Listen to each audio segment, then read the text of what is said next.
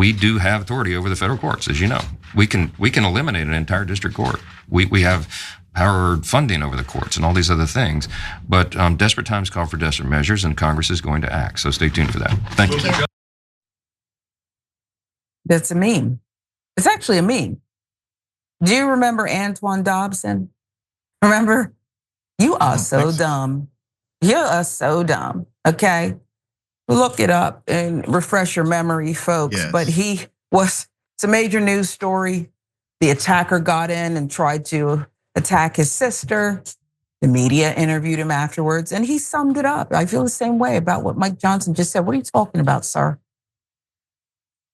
Speaker of the House, Mike Johnson, knows he doesn't have the votes to impeach the judge that is doing his job, blocking Donald Trump's deportation plan. So instead he decided, let's just get rid of the district court to help our guy.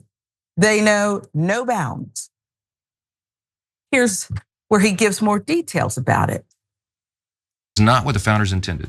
So there's a natural tension between the branches of the government, and we're working through that. The Judiciary Committee is looking at alternatives. One of the bills that I really like that's already been through committee was authored by Representative Darrell Issa, and that would limit the scope of federal injunctions, the ability of one individual judge to abuse the system in this way. And it would be, in my view, a dramatic improvement on that. So we'll be moving, I think, that piece of legislation and some others to address it, because we have an Article 1 authority under the Constitution to do that. Unless you are just a skilled liar and fiction writer, do you know how difficult it would be for me to prepare for that press conference and deliver what he just did? Because you have to prepare when you're speaking such utter nonsense. If you're just up there telling the truth about how your day went and stuff, you don't need to prepare at all.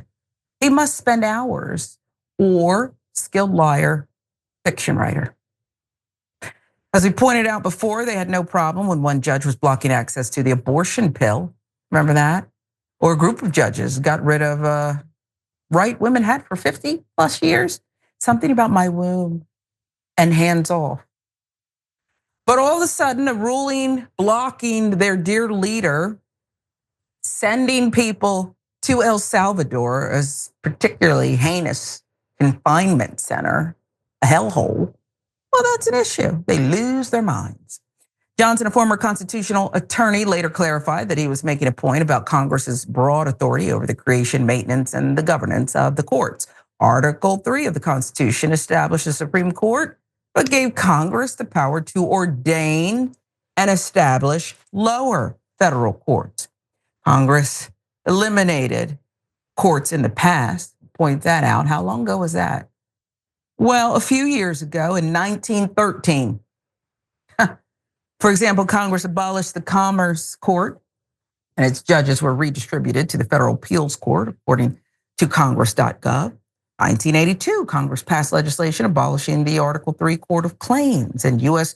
Court of Customs and Patent Appeals, and established the Article 1 Court of Federal Claims and the Article 3 U.S. Court of Appeals for the Federal Circuit. NBC News filling in details there. Now, is this possible? Yeah, it is possible, but it would be very challenging. And for a group who can't get their act together, hopefully very, very, very challenging. First, they would need to convince powerful senior appropriators to strip funding for certain courts in their funding bill, in this case, the Financial Services and General Government Appropriations Bill that funds the lower courts. But the Appropriations Subcommittee that oversees that funding bill is chaired by Representative Dave Joyce, Republican, Ohio, former prosecutor, self-described pragmatist, one of the more moderate members of the House GOP conference. On top of that, House Republicans would need near unanimous agreement to pass a funding bill that defunded some courts on the floor, which would be a difficult feat given their narrow majority. Senate also would almost certainly reject any funding bill or package that defunded the courts.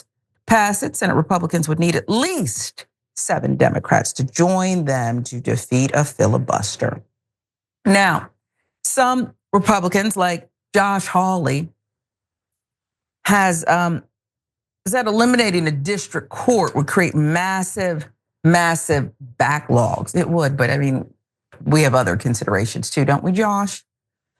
My view is I'd like to get more Republican judges on the bench, Hawley said. If we take away seats, we can't do that. So he's not even doing it for any just reasons to support the Republic. Instead, it's for more devious reasons, to take away your rights and control them, capture more courts, capture more courts. Is Mike Johnson a skilled liar and perhaps fiction writer? Is there any chance he believes any of this? Will he stop anywhere? Does he have a here's my red line, Jackson? Or will they just keep going until somebody has to stop them? Well, what he is very monotone and uncharismatic. Well, I don't want to say uncharismatic necessarily, but he's very flat. So that allows him to say kind of anything and do anything without seeming out of control like the rest of the Trump administration, Wow. which is a lot of why he's there. Yeah. But at the end of the day, you got to think that a lot of the moves that the Trump executive branch is trying to pull off, they're getting slapped down by right-wing judges too. It's not just liberal judges. These are judges who Donald Trump appointed himself. Saying, no, you can't just arbitrarily fire these people. You can't just get rid of these people from here. You can't just go in through these through these organizations like Elon Musk and Doge. You can't just illegally hack into stuff and do X, Y, and Z.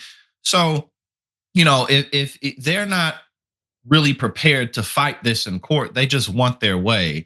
So for their stance to be, oh, well, we're just going to get rid of these judges or get them out of the way, it just goes to show that they don't have a legitimate argument for why their actions should not be slapped down, again, by right-wing Trump appointed judges. So they're trying to get rid of bureaucracy, trying to get rid of the administrative state, while at the same time making the executive branch completely authoritative. But the problem with that, and one of the things about the United States is it's probably impossible for one administration, for one man, whether it's Trump or anybody else, to just dictate everything across all 50 states. Like there's too much going on here. This country is huge. There's so many different, again, 50 states, all these thousands of cities. So it's like you're trying to set up this kingship, but that would just split the country up, maybe into several parts. Like no one can really rule this country. So for all the damage they're doing, they can't really accomplish their goal at the end of the day because America's too big and complicated. And then you have Kristi Noem headed to El Salvador. What costume she got on this time? She always dressing up. Wherever. She just looked like she had on some cargo pants. I saw her leave on a very expensive state-sanctioned jet headed to check out the prison. And before she left, of course, she did announce that she's going to get rid of FEMA. And the meeting adjourned. Okay, so you're right. It's just chaos everywhere, and the states and this and that.